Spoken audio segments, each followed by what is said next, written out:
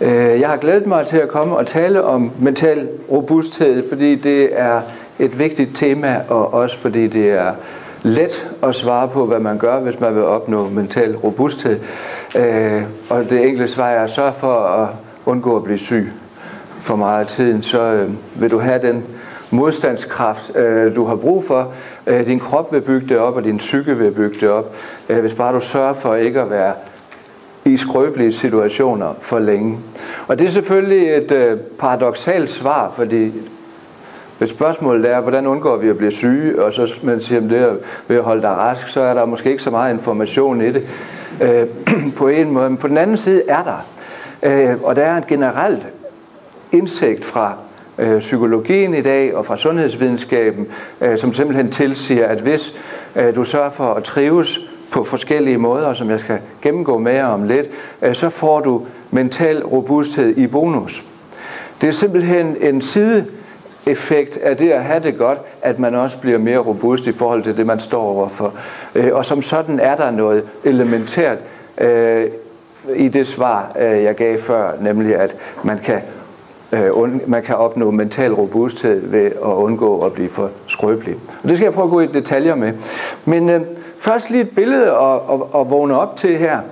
En udsigt 10 km vest for lufthavnen på Vågø, der ser man ud over Mykines og Tindholmdur, og man ser den her udsigt, og man mindes måske om, at livet faktisk kan være interessant, og at der er noget, som sådan bare slår en som livsbekræftende, uden en masse analyser først. Og hvorfor tager jeg det billede med, udover at inspirere fra morgenstunden? Det gør jeg, fordi der er en nøgle til livskvalitet gemt i strukturen af det sanseindtryk, man får, når man ser et billede som det her. Og den nøgle er ambivalens. Den nøgle er en blandet følelse, som ikke virker, som de plejer at gøre, når vi snakker om blandede følelser, nemlig som noget negativt, men som en positiv oplevelse. En opløftende oplevelse af at være bevæget og i ro samtidig. Læg mærke til, hvordan man kan føle sig værende i ro, når man ser et billede som det her. Falde til ro i mødet med den majestætiske natur, og samtidig blive bevæget, som om man var et lille barn, der blev draget af den store verden, og det der eventyrlige landskab, vi ser her, som minder om Ringenes Herre, eller et eller andet med pirater, eller barndommens eventyrlighed, eller bare dengang, man troede på det der med, at forandring fryder. Læg mærke til, at der er ikke ret meget standardiseret struktur i et billede som det her, og alligevel så hviler det fuldstændig i sig selv. Man falder så at sige til ro i kaos automatisk. Hvordan lader det sig gøre? Ja, det er et godt spørgsmål, men en del af svaret, det er, at forandring ikke bare fryder. Du kan slet ikke fryde dig uden forandring. Så det er den der mangfoldighed af detaljer i billedet her, som især forklarer, at vi bliver bevæget af det. Og det er sindssygt vigtigt at forstå, at hvis man har det godt, som jeg allerede har sagt, så er sandsynligheden, at man også opnår en øget robusthed i forhold til de udfordringer, der kommer fremover. Og en forståelse af, at det, jeg lige har sagt, også betyder, at forandring skaber robusthed. Det er et vigtigt tema, når man taler om, hvor vigtigt det er at gøre op med udviklingen, og hvor vigtigt det er at stå fast i hverdagen. Og forstå, at du må i hvert fald ikke stå helt fast, hvis du ved dig selv det godt. Og selvfølgelig skal du stå godt, men det betyder ikke at stå fast. Det betyder at stå i fryd, så at sige. Det betyder at stå i forandring. Og det lyder igen paradoksalt, men det er det ikke, fordi folk bliver deprimeret af at stå helt fast. Prøv at stå helt fast på jorden fysisk og blive stående og lægge mærke til, hvordan det går med humøret efterhånden, som tiden går. Jeg burde måske nævne for god ordens skyld, at jeg lige nu skriver på en bog sammen med en kollega fra Aalborg, Svend Brinkmann, som har skrevet en bog, der hedder Stå fast, og jeg har skrevet om positiv psykologi, og vi har kritiseret hinanden og som temmelig indgående, og er nået frem til, at vi ikke er særlig uenige, men vi må hellere prøve at redde tråden ud, så vi skriver den her bog sammen nu. Og det er en meget spændende proces, og det fungerer fint.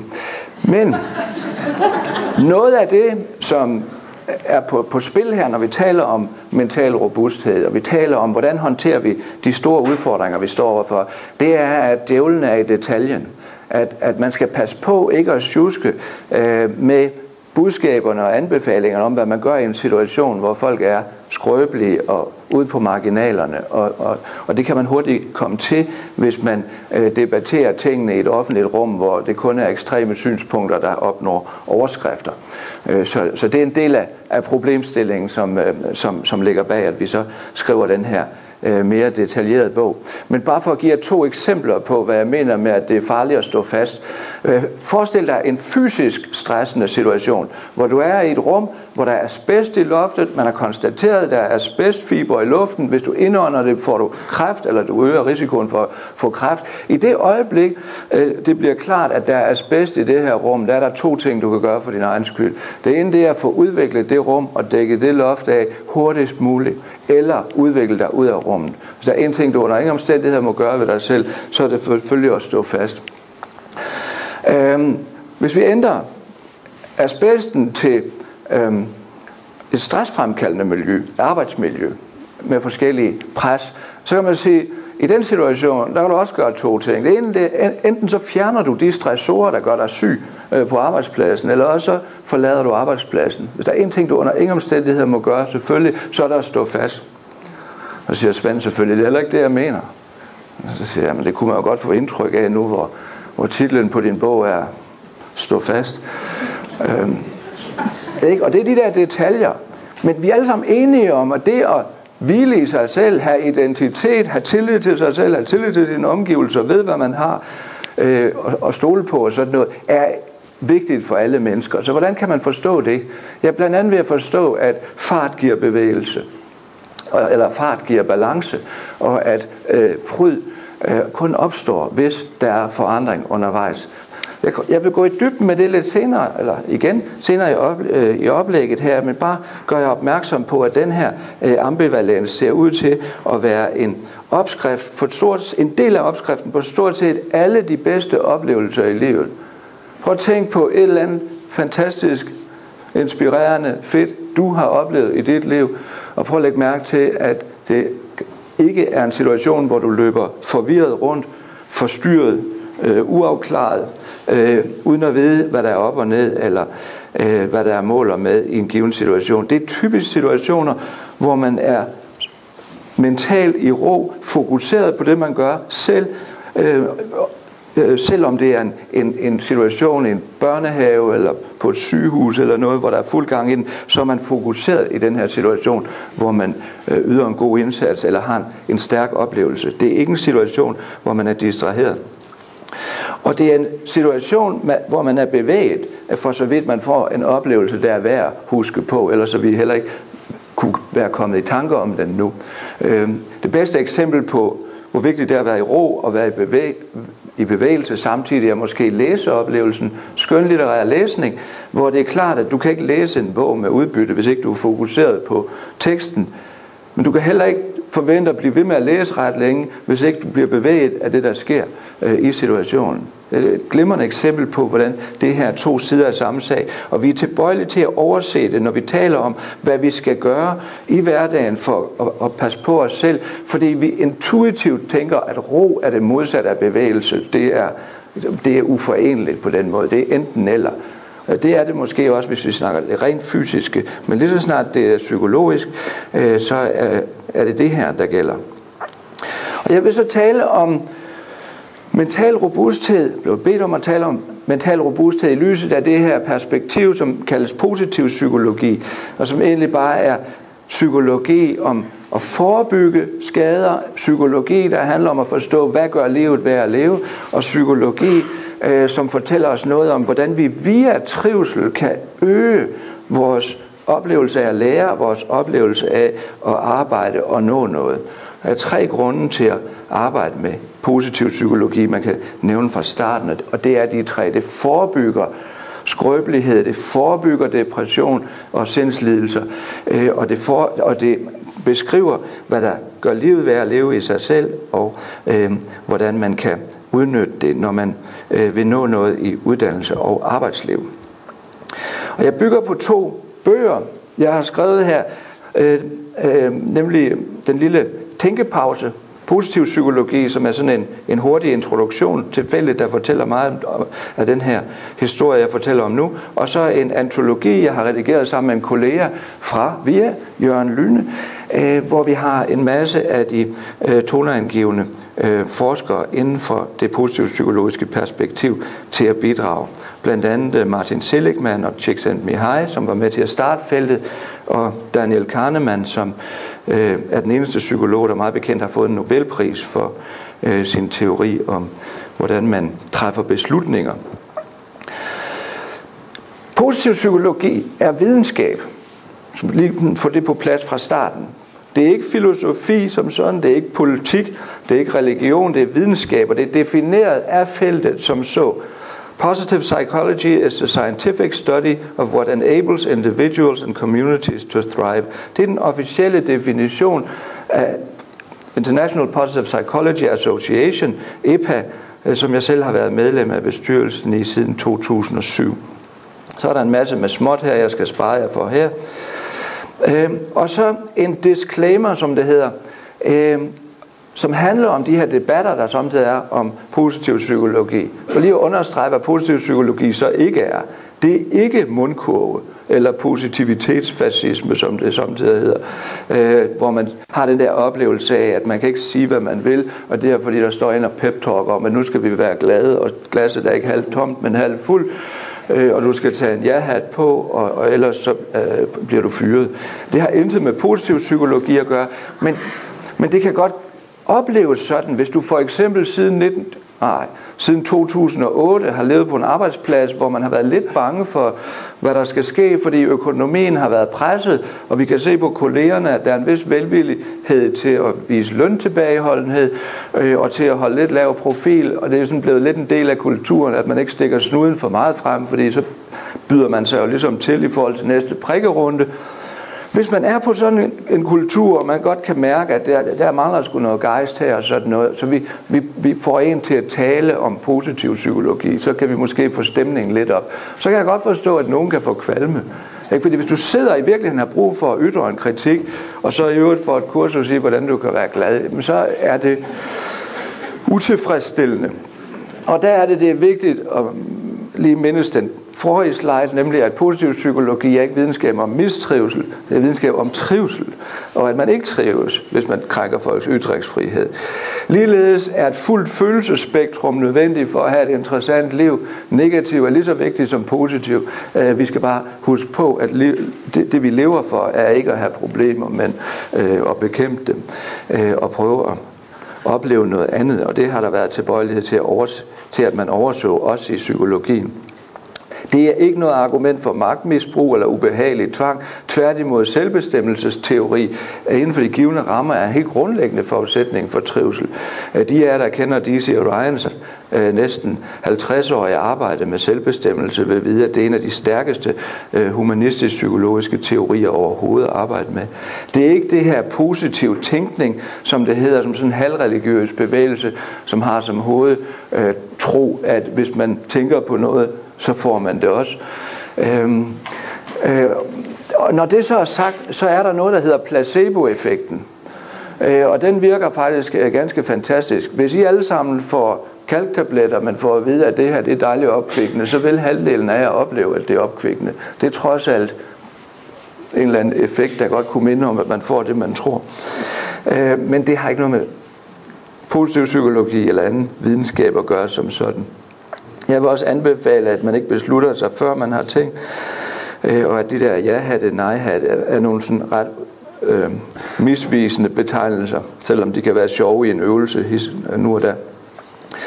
Det har ikke noget med maskespil og falskhed at gøre. Folk vil gerne vide, hvem de står overfor. Folk har det skidt, hvis de skal rende rundt og spille komedie hele tiden. I hvert fald, hvis det er for meget komedie.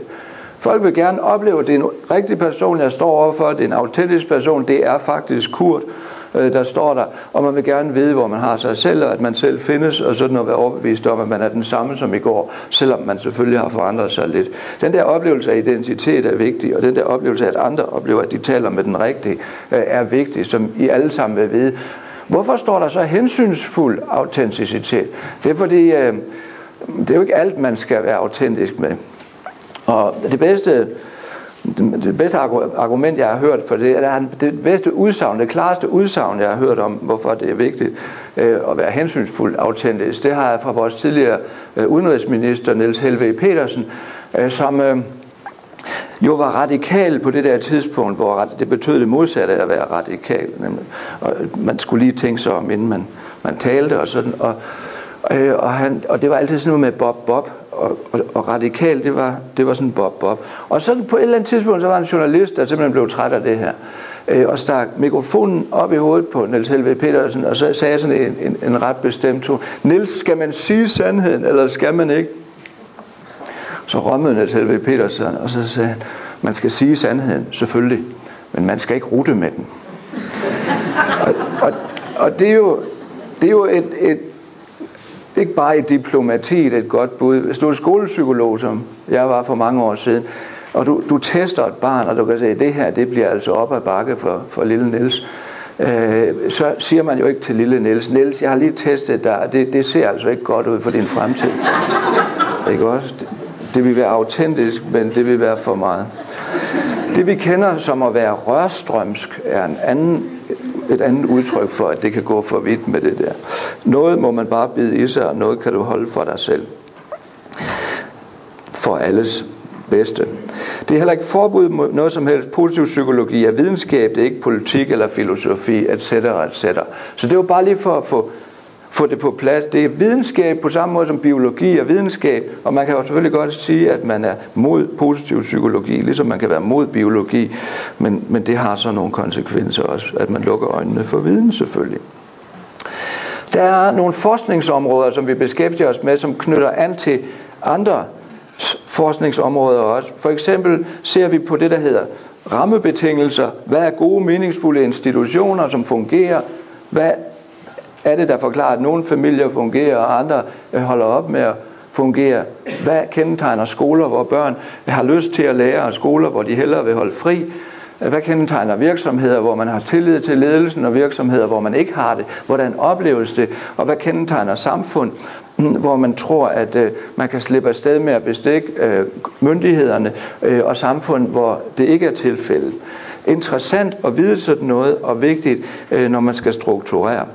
Og psykologisk fagvidenskab har ikke været en del af beslutningsgrundlaget, typisk når man har skulle designe institutioner i samfundet gennem de sidste par hundrede år, og som end heller ikke meget inden da. Psykologi og individvidenskab har ikke været en del af beslutningsgrundlaget typisk. Man har ikke haft stressforskning, man har ikke haft biologi, man har ikke haft hjerneforskning, man har ikke haft psykologi.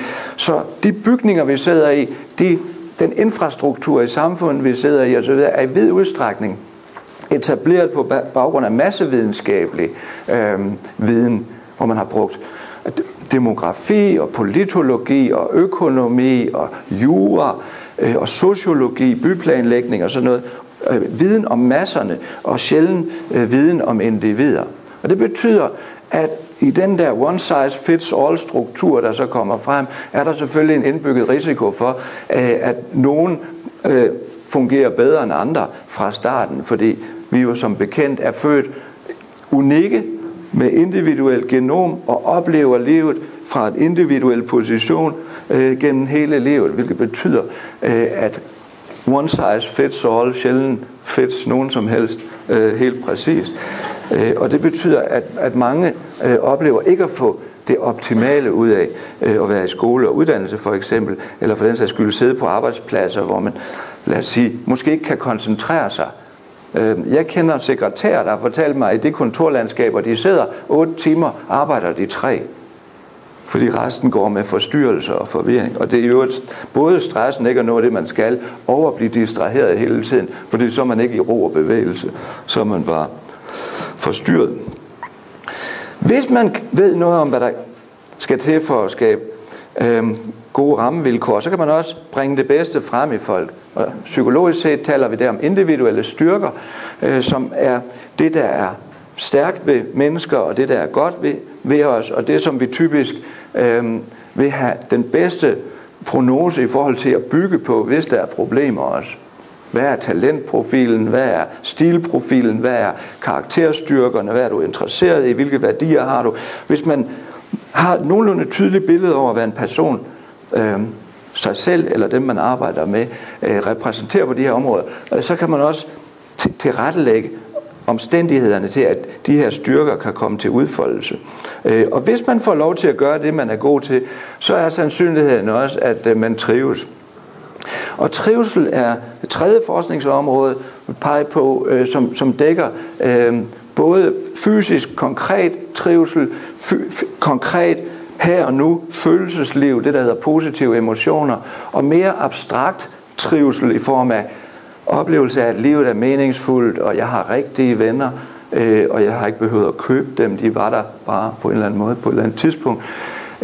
Og så har vi det her engagement, det her længerevarende fordybelse i aktiviteter, hvor mennesker typisk både oplever fysisk velbehag og mening i aktiviteterne, som vi for eksempel oplever, når små børn leger og er engageret og inde i legen, hvor det kilder i maven selvfølgelig, og de synes, det er sjovt og sådan noget, og hvor de aldrig spørger om, hvad er meningen med det her? Og hvor det på en eller anden måde er ligesom, om man får mening i bonus, hvis man er i flow. Og på samme måde er det som om, at hvis man er engageret i andre aktiviteter, dybt og helt, så behøver man ikke at skrive dagbog. Man oplever ikke, at man behøver at spørge til mening i det, fordi aktiviteten i sig selv er så livsbekræftende, at den bærer lønnen i sig selv. Det skal jeg prøve at uddybe om lidt. Og hvis de her forhold fungerer, springer lige lidt hurtigt, så kan vi forvente høje præstationer i forhold til det, der ligger i kortene. Både hvad angår at leve op til standarder, som hele pensum handler om, og alle budgetterne og virksomhedsplanerne og sådan noget handler om, og i forhold til det unikke, som er alt det, der ikke er planlagt i detaljer på forhånd, og som er lige så vigtigt. Og det sidste med præstationer, det er vigtigt at være opmærksom på, når vi snakker stress og vi snakker robusthed, fordi alle ved, at det er lige så vigtigt, hvis man er en familie eller man er en gruppe mennesker, at vi har en standard, vi følger. For eksempel har samme modersmål, eller et minimum af fælles værdier, der gør, at vi ikke kommer i krig med hinanden.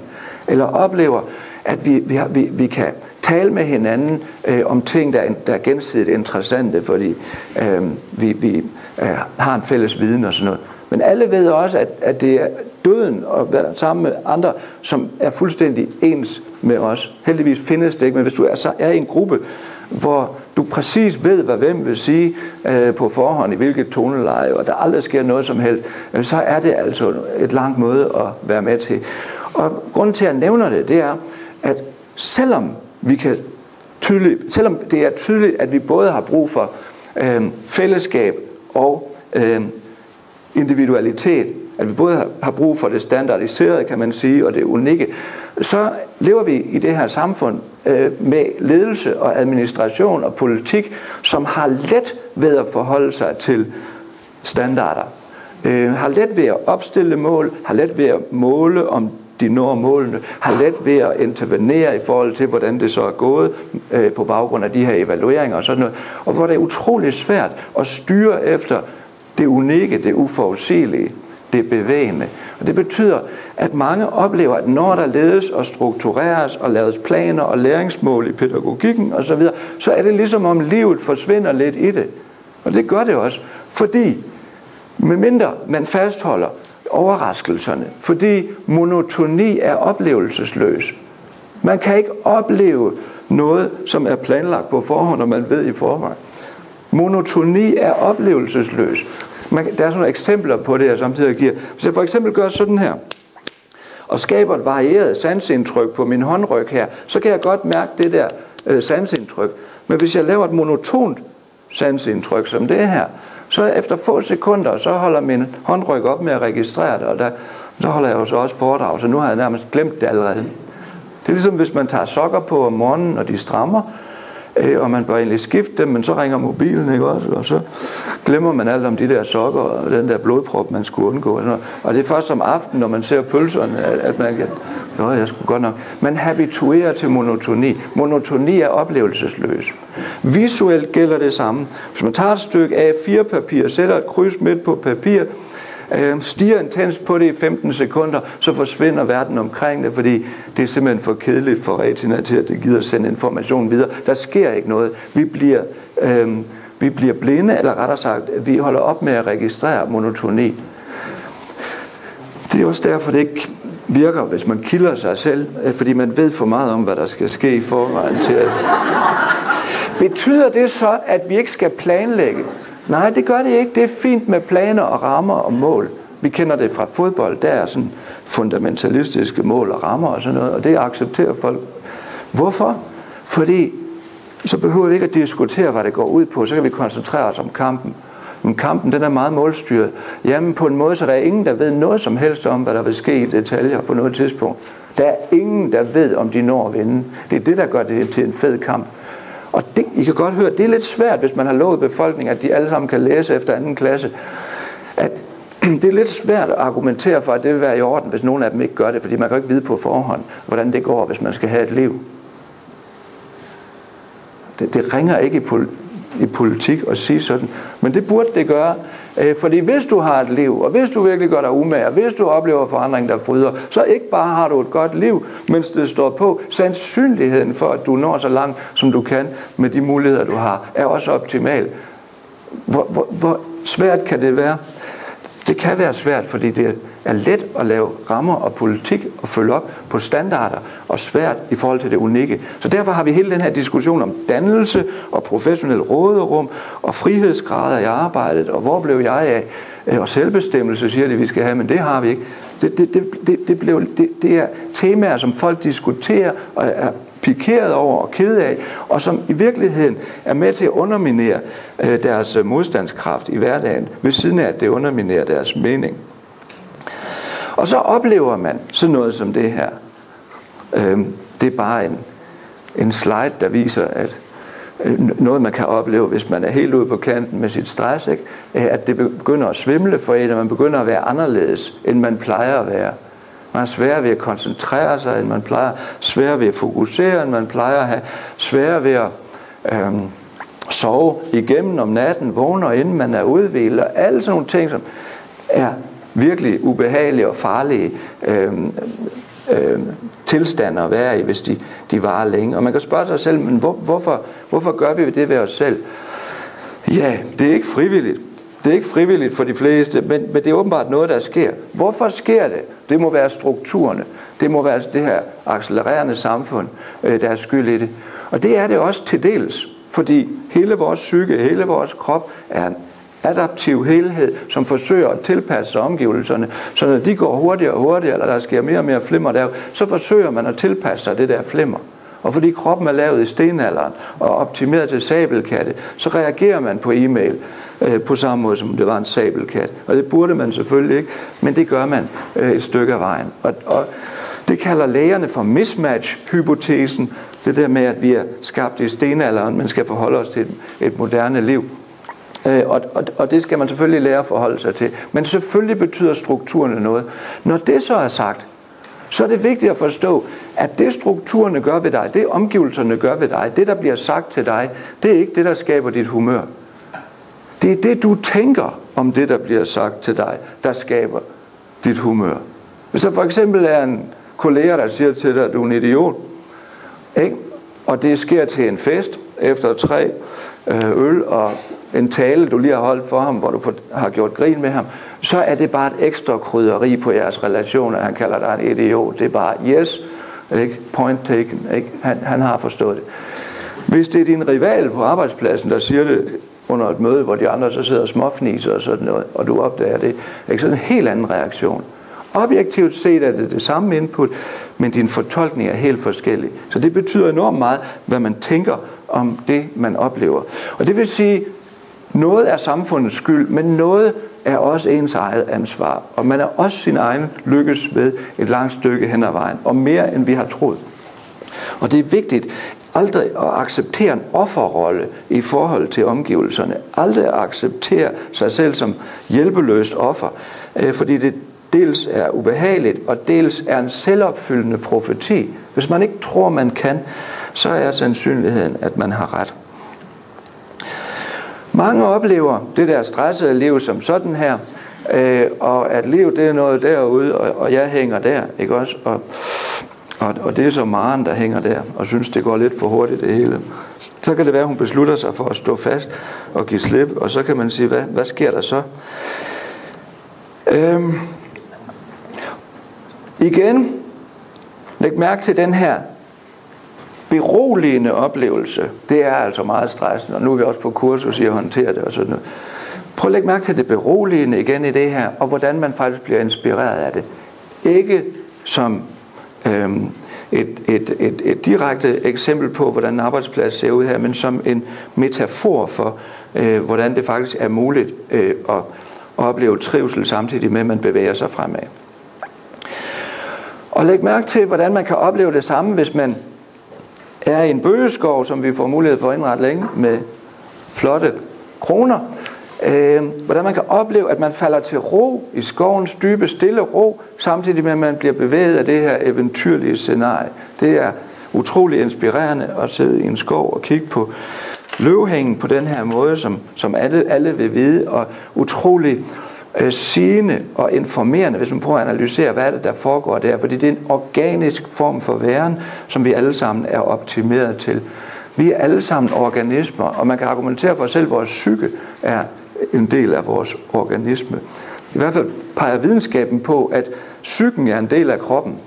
Den opleves anderledes, men der er ikke noget, der tyder på, at den er uden for kroppen. For så vidt, hvis vi mister noget af hjernen, så ryger noget af psyken også. Så det ser ud til, at psyken er en del af kroppen også, men det er et særligt aspekt af det. Og prøv at lægge mærke til, at hvis vi ser den her skovens dybe stille ro og bliver bevæget af det, så prøv at lægge mærke til, at man kan sætte nogle ledelsesbegreber på her. Hvis vi siger, at ro og bevægelse er en slags følelsesmæssige betegnelser, så læg mærke til, at der er kognitive betegnelser, som korresponderer med det, nemlig styring og uforudsigelighed. Prøv at lægge mærke til, at det, at der er styr på det, man har oplevet, at der er styr på det, der er ledelse eller selvledelse, eller jeg har styr på det, eller jeg er tryg ved, at lønnen kommer til tiden, og sådan noget. Det er det, der giver ro.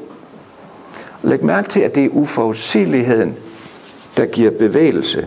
Læg mærke til, hvordan det bliver et psykologisk argument for, når man indretter sig på en arbejdsplads, når man laver en personalepolitik, når man organiserer sig i hverdagen, at man så sørger for, at det ikke bare er social kapital, der handler om, at nu skal vi have tillid, ro og samarbejde, ro og retfærdighed, ro på det etiske og juridiske og sådan noget. Det er også det der med mening og uforudsigelighed og spræl og sådan noget. Og det sidste kan man glemme, hvis man for eksempel laver målinger af social kapital i en stor kommune, ikke så langt herfra, hvor man når frem til, at der er rigtig meget social kapital her, men folk synes ikke, der er mening i arbejdet. Forklaring følger om et øjeblik. Hvis vi kigger på trivsel, og siger, hvad siger filosofien, hvad siger psykologien, hvad siger sundhedsvidenskaben om trivsel, så en almindelig metafor, man bruger for det, er blomstring, som lyder sådan lidt hippieagtigt på dansk, men på engelsk kaldes det flourishing, et begreb, der går helt tilbage til Aristoteles begreb om eudaimoni, der i virkeligheden bare betyder et menneske, der folder sig ud til gavn for the greater good, for den større helhed, for fællesskabet, hvorved man træder i karakter, bliver sig selv, bliver et menneske. Og man kan godt forstå, hvor Aristoteles fik ideen fra, hvorfor det er blevet ved med at være en god metafor, som folk kunne se sig selv i den her blomstringsmetafor, fordi det ligesom er åbenlyst, at en gyvelbusk som denne trives. Men hvis vi så kigger på, hvad er det, der definerer den her trivsel? Hvordan kan vi forklare den? Hvad er det for nogle begreber, som ligger bag det her videnskabeligt set, hvis man skal prøve at sige, hvad er det, der grundlæggende foregår i den her gyvelbusk? Så mit bedste bud, det er en treklang af tre aspekter, nemlig selvregulering, styrkebasering og vækst. Tre kendte begreber i pædagogikken og i ledelse, men også tre begreber, som samtidig har sådan, hvor man får indtryk af, det er sådan modfænomener, der nok går væk. Jeg vil argumentere modsat for, at det er fuldstændig universelt nødvendigt for os at opleve det der. Og det er faktisk faktuelt, der er sådan, vi fungerer. For eksempel den her gyvelbusk er selvregulerende, for så vidt der ikke er nogen, der gyvelbusker for den. På samme måde er mennesker, vi kan ikke hælde viden på elever. Vi kan gøre noget i miljøet, der gør, at de der selvregulerende hjerner, eleverne har, begynder at lære noget. Men vi kan ikke gå ind og regulere det. I regulerer ikke jeres puls selv, eller jeres åndedræt selv, eller jeres stofskifte selv, eller hvad der ellers er. Det foregår alt sammen under radaren. Kroppen er en selvregulerende system. Og det psykiske aspekt af det, der nok er det mest almindeligt omtalte, det er det, der hedder frihed, eller selvbestemmelse. Ønsket om ikke at være fremmedbestemt og manipuleret, som alle instinktivt oplever som ubehageligt, når det sker. Styrkebasering, det lyder også lidt som en pædagogisk trend. Læg mærke til, det er det ikke, hvis man tænker nærmere efter. Alle arter i naturen, alle levende arter, og alle individer inden for alle arter, inklusive hver eneste af os, er selvfølgelig afhængige af at gøre det, vi er gode til, hvis vi vil have en god prognose, en god chance. Og afhængige af at gøre vores svagheder irrelevante. Som den gamle ledelsesteoretiker Peter Drucker sagde, god ledelse består i at samstemme folks styrker på måder, der gør deres svagheder irrelevante. Ikke? Ja, det er igen kontraintuitivt, fordi vi er vant til at tænke på, at det er først, når det går galt, at vi lægger mærke til, at kollegerne er der, eller sådan et eller andet. Ikke? Men i virkeligheden så er det svært at komme i tanke om et eneste eksempel fra ens liv, hvor det var en fordel, at nogens svagheder stod i vejen for noget som helst. Og endelig er der vækst. Læg mærke til, at hvis gyvelbusken ikke vokser, så er det en død gyvelbusk eller en komatøs gyvelbusk.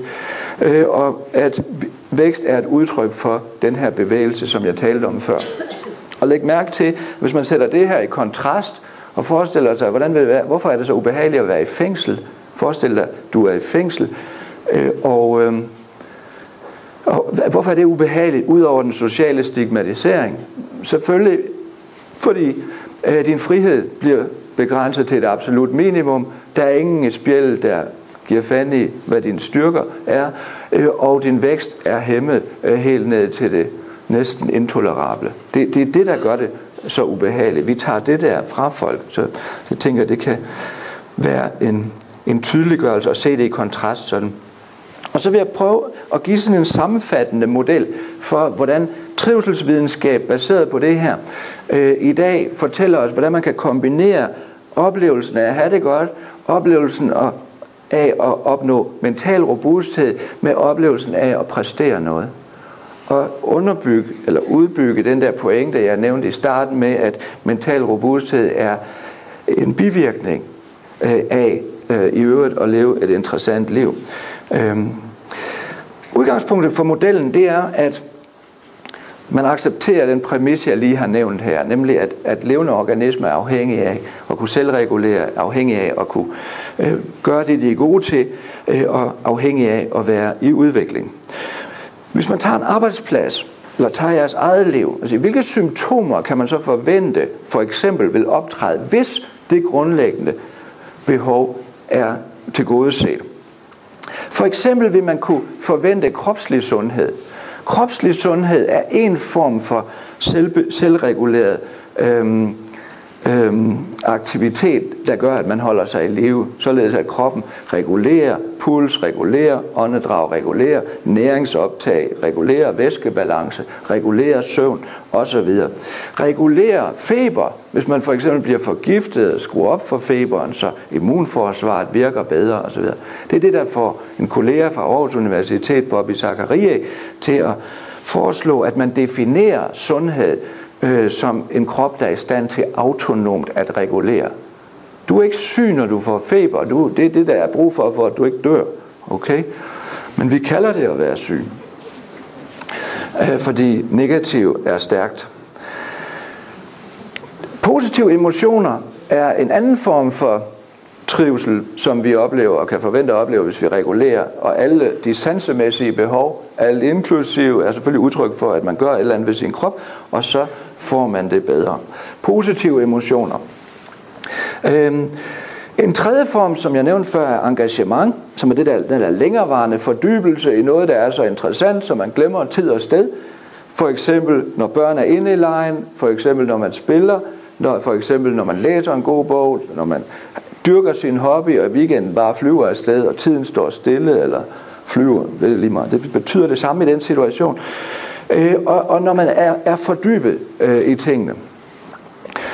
Og det lyder som en luksus at kunne gøre det, men det er det ikke. Alle børn er født til at lege og født til at være engageret så meget på den måde, så meget af tiden som muligt. Og det er ikke kun menneskebørn, der er det er alle pattedyrarters unger, der leger for eksempel, som det mest naturlige i verden, fordi det er åbenlyst nødvendigt for overlevelsen gennem millioner af år, at man udnytter den fantastiske mulighed for at lære, der ligger i at lege. Ellers så vil du ikke se 5.500 pattedyrarters unger lege alle som en. Mening er en lidt mere abstrakt form for trivsel, kan man sige, der handler om, hvad er formålet med det, jeg gør? Hvad er retningen i mit liv? Og sådan noget. Er der en pointe i det hele? Etc. Og igen kan jeg sige, hvis noget skal være meningsfuldt, hvis man oplever mening på arbejdet for eksempel, så er det en verden til forskel i forhold til, hvis man ikke gør det. Hvis I er med i et projekt, som I ikke kan se pointen i, det er skadeligt på alle måder for jer selv et eller andet sted, medmindre man finder den der mening rimelig hurtigt. Hvorimod, hvis man har ejerskab til det, som det hedder, hvis man kan se pointen i det, og kan se sig selv i det, og se sig selv i en fremtid i det, og kan være sig selv bekendt, og se sig selv i spejlet, og så videre, når man engagerer sig i det her projekt, så er en helt anden situation. Og endelig, så er der sociale relationer. Sociale relationer er afgørende for stort set alt i menneskelivet, kan vi se nu. Hvis vi spørger folk om, hvad det bedste, de har oplevet er, eller hvad der er vigtigst for dem, så er det, der hyppigst optræder, det er familie, venner, sociale sammenhænge, man indgår i, og situationer, hvor man er sammen med andre. Det betyder ikke, at man ikke kan være alene, og man ikke kan være introvert osv., men man føler sig ikke socialt isoleret. Der er stort set intet i livet, der fungerer, hvis man er socialt isoleret. Og det er ikke altid, vi husker på det, fordi vi for eksempel indoktrineres op igennem uddannelsessystemet til formelt at påskynde akademiske kompetencer, matematik, sprog, naturfag osv. Og det der med det sociale og personlige og sådan noget, det er sådan noget, det er da vigtigt, men det er ikke noget, vi gør noget formelt ud af. Du kommer altså ikke i gymnasiet ved at være en god kammerat, sådan direkte, vel? Men den der skelnen mellem det bløde og det hårde, eller mellem det socialt personlige og det faglige, den er meget uhensigtsmæssig, og vi forstår det. Sådan, vi forstår det, når vi hører det i bestemte situationer. Forestil dig for eksempel, at dig og dit barn kommer til forældresamtale hen i skolen, og dit barn Michael, han sidder så der, han har det ikke så godt, så siger klasselæreren til ham, Michael, hvordan er det egentlig at være så god til matematik, nu hvor du ingen venner har? Det skal man ikke sige, vel? Fordi det afspejler tydeligt, at der er en her, der ikke forstår, hvor vigtigt det sociale er for det faglige. Hvorfor giver vi det så ikke samme valør? Jamen, det gør vi vel også, men vi skal vel ikke til at måle personlighed. Nej, det siger jeg heller ikke. Men vi er i den der problemstilling, jeg nævnte før igen. Det er utrolig svært at gøre noget formelt med det der unikke, men standarderne, de kan få lov til at dominere det hele. Og monotoni er oplevelsesløs. Og når først en plan ligger der, så er der ikke flere oplevelser med den. Det er kun det liv, man fylder i den, man kan opleve noget ved, og det skal være uforudsigeligt. Så der skal man passe på med, når man strammer op, at et generelt kvalitetskriterium for at stramme op, det er, at man løsner. Det giver ikke mening. Jo, det gør. Og ja, I forstår det sikkert nu. Og jeg vil anbefale en artikel i øvrigt. Jeg har skrevet sammen med en tidligere kollega, Sten Hildebrand, ledelsesprofessor, der hedder God ledelse er en befrielse. Selvfølgelig skal vi have ledelse og styring, fordi alternativet er jungleloven, og det føles overhovedet ikke frit at rende rundt blandt sabelkatte. Men ledelse skal være befriende, det skal ikke gøre folk apatiske, det skal ikke gøre folk passive. Der kommer intet godt af at passivisere folk. Hvis vi kigger på de her 5 typer symptomer på, at selvreguleret, styrkebaseret vækst finder sted, så prøv at lægge mærke til, at det er alt sammen indre motiveret. Indre motiveret, det er et psykologisk fagudtryk for bæredygtighed. Det betyder, at det er noget, som bærer lønnen i sig selv og giver lyst til mere. Og det er vigtigt, når vi snakker robusthed, at vi skaber processer, så folk ikke brænder ud. Så folk oplever generelt at få lyst til mere. Så man læser bøger på en måde, så man får lyst til mere.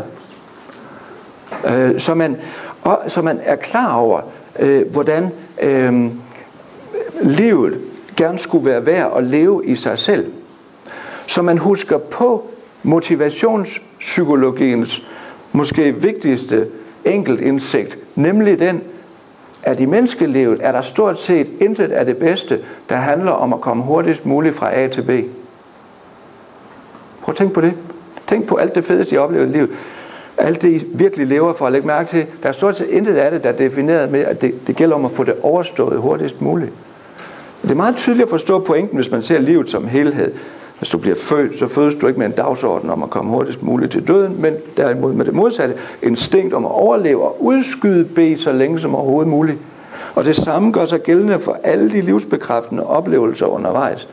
Det handler ikke om at komme hurtigst muligt fra A til B. Og det vil sige, at livets formål efter alt at dømme ikke er døden, men livet. Og at livskvalitet dermed bliver det vigtigste, vi kan opnå. Og det vil sige, hvis man er på skolen, hvis man er på arbejdspladsen, så er det fint, at man har nogle mål, man skal nå, og noget, der skal overstås. Men livskvaliteten, det er det liv, man lever, mens det står på. Og al motivationspsykologi peger på, at det er en god idé at indrette det liv på en måde, så det er værd at leve i sig selv. Jamen, vi skal vel også nå noget? Yes, og det heldigvis er det sådan, at hvis du nyder livet, så når du også så langt, som du har mulighed for. Hvordan kan vi forstå det? Det kan vi for eksempel forstå ved at indse, at når man oplever det her, så oplever man også indirekte, at livet er interessant. Hvis man oplever, at livet er interessant, så får man også lyst til mere liv.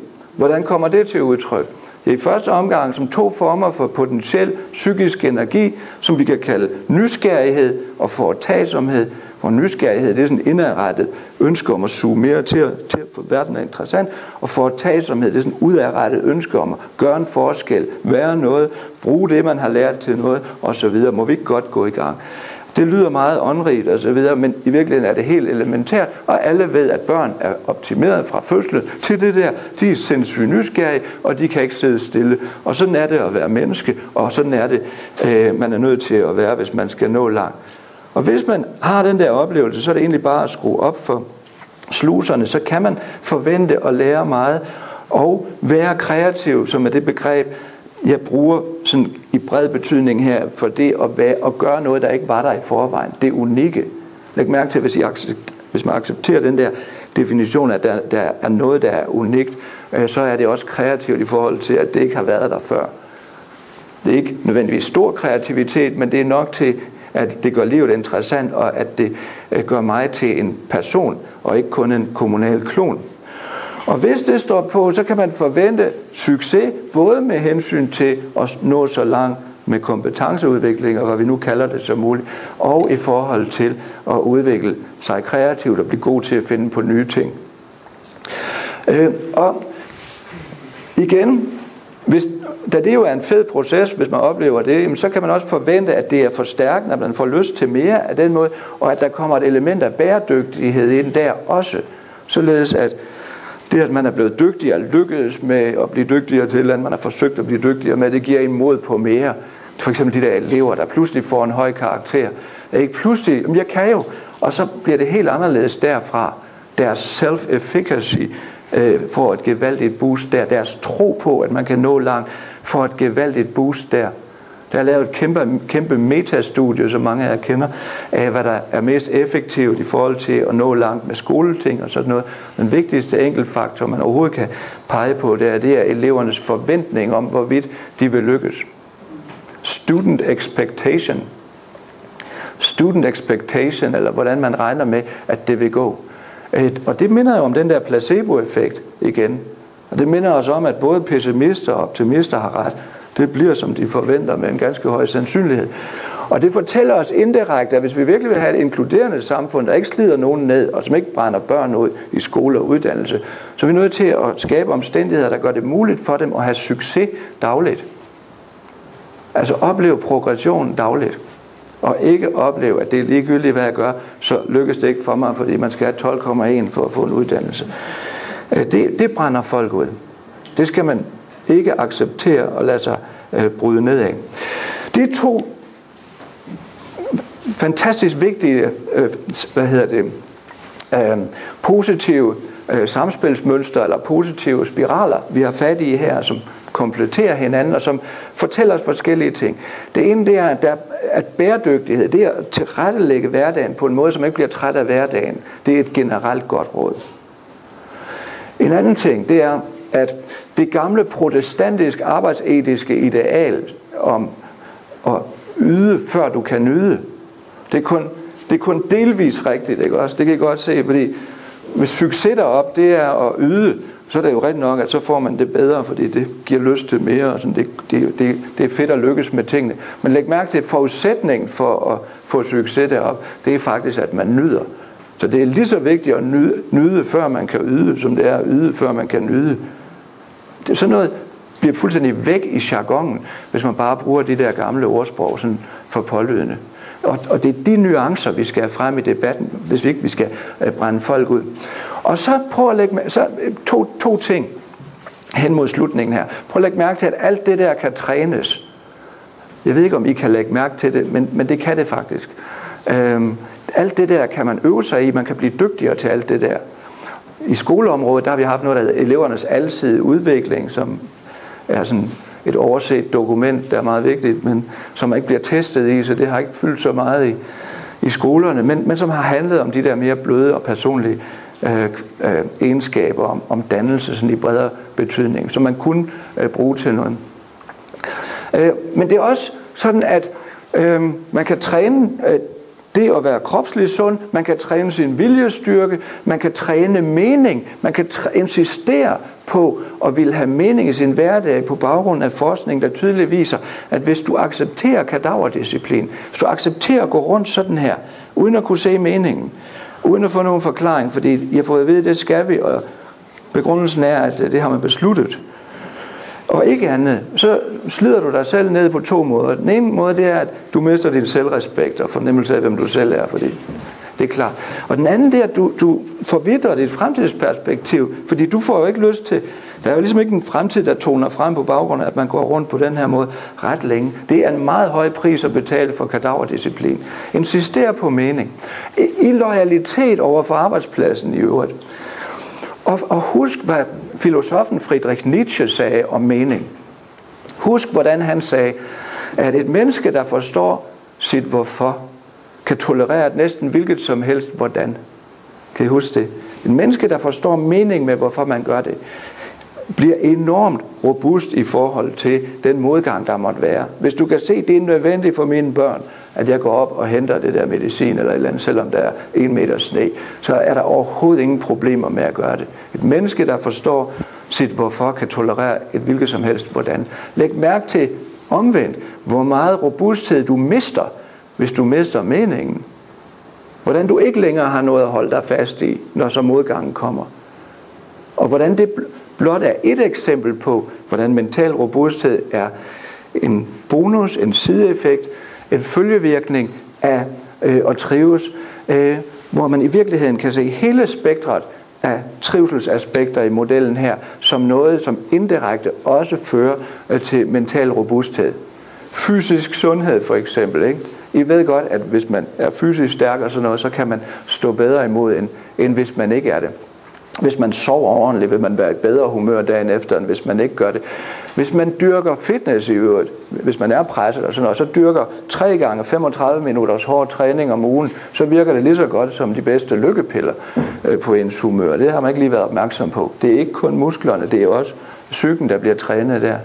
Læg mærke til, hvordan det at påskynde, at man faktisk har utrolig meget at glæde sig over i livet, kan gøre en lidt lysere. Læg mærke til, hvordan det at engagere sig i de ting, man synes, der er vigtigt at engagere sig i, er noget af det mest livsbekræftende, man kan opleve, og hvordan man vokser i processen. Læg eventuelt mærke til forskning, der viser om engagement, at nysgerrighed er det bedste middel mod angst. What?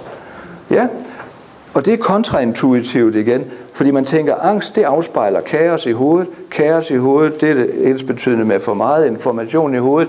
I den situation er det sidste, du har brug for, mere information i hovedet, og det vil du få, hvis du er nysgerrig.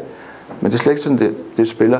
Det, der sker, det er, at hvis du er nysgerrig, fokuseret, engageret i flow, så er der ikke plads til andet end den genstand, du fokuserer på i din bevidsthed. Og det vil sige, at du får så at sige en struktur for ærerne. Og den er jo stabil, så der falder du til ro.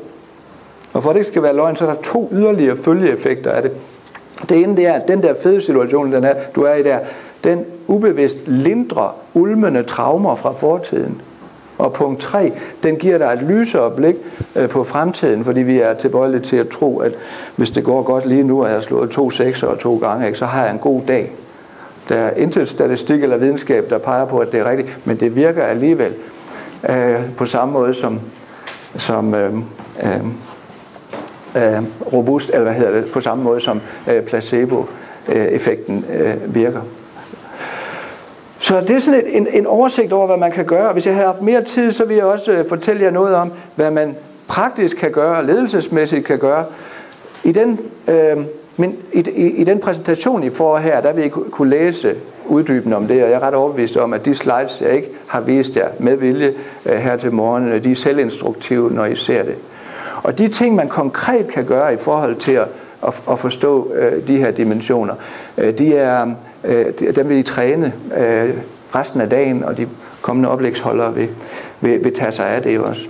Men sammenfattende vil jeg sige, at mental robusthed er noget, som man kan forvente, hvis man sørger for at indrette sig på en måde, så man trives i arbejde, og man kan insistere på at trives, ikke kun fordi man synes, det er rimeligt at have et liv nu, man er født, men også fordi der er stor sandsynlighed for, at man når så langt og præsterer så meget og bliver så værdifuld, man kan, hvis man trives. Men det at acceptere og ligge underdrejet, det er også ensbetydende med, at man er mindre værdifuld for det samfund, man er en del af. Så tak for jeres opmærksomhed, og held og lykke med det hele.